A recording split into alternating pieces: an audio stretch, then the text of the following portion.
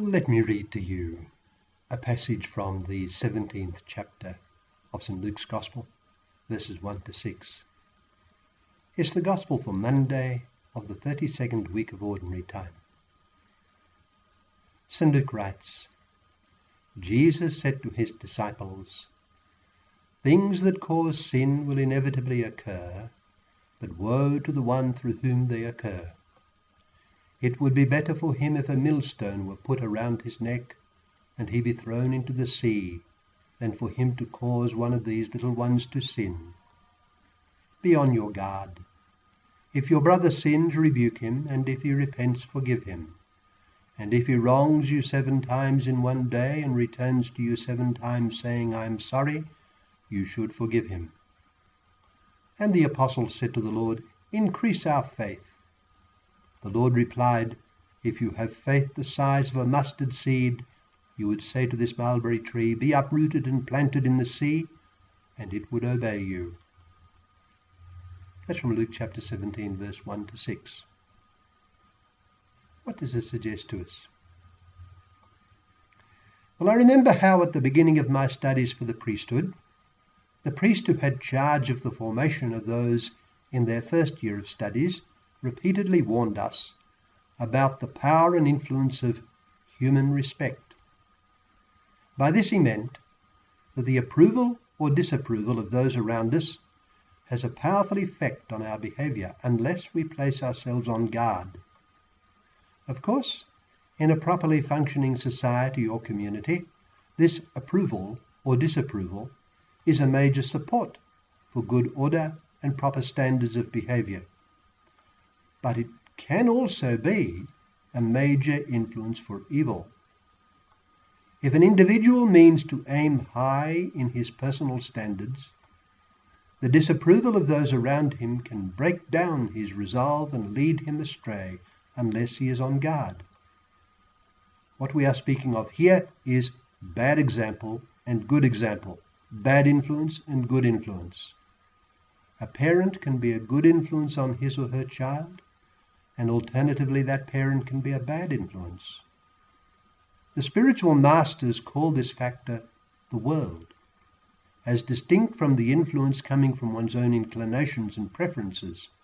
The world, consisting of the other person or other people in our life, has an influence on us for good or ill. The example and behaviour of others, as well as their words and arguments, are a powerful pressure on us for good or for bad. At the dawn of human history, we see this factor at play in the drama of human decision. God made it clear to our first parents that they were not to partake of the tree of the knowledge of good and evil. That was God's command. Then there entered Satan as a principal influence in the direction of sin. Eve sinned.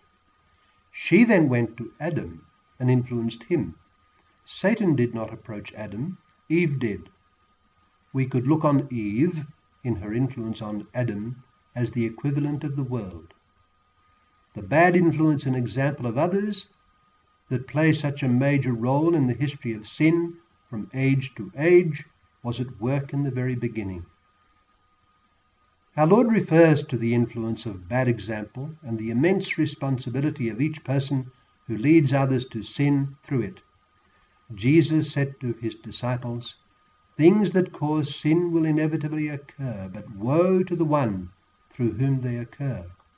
It would be better for him if a millstone were put around his neck and he be thrown into the sea than for him to cause one of these little ones to sin. Be on your guard." Luke chapter 17. Apart from bad example, many actively lead and encourage others to sin, to crime.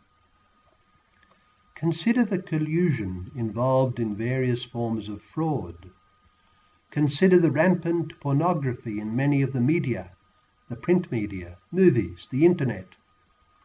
When Pope Paul VI visited Australia at the end of 1970, he addressed a large body of journalists. He told them that they constituted world power number 1. He was referring to the influence on others of what is said and written in the media. So as our Lord says, we must be on guard. We must be on guard lest we lead others directly or indirectly into sin, and we must be very much on guard lest the example and action of others lead us into sin. Our bad or good example is of the first importance for others, and the example of others is of the first importance for us. All this is to say that none of us goes to heaven or to hell alone. We take others with us. Part of God's judgment on us will revolve around the harm or the good we have done to others by our bad or good example and the influence it constituted. When in the 25th chapter of the Gospel of St. Matthew our Lord portrays himself as saying to those on his right and left that whatever they did to the least they did to him, he is surely speaking also of the influence on others that our good or bad example constituted.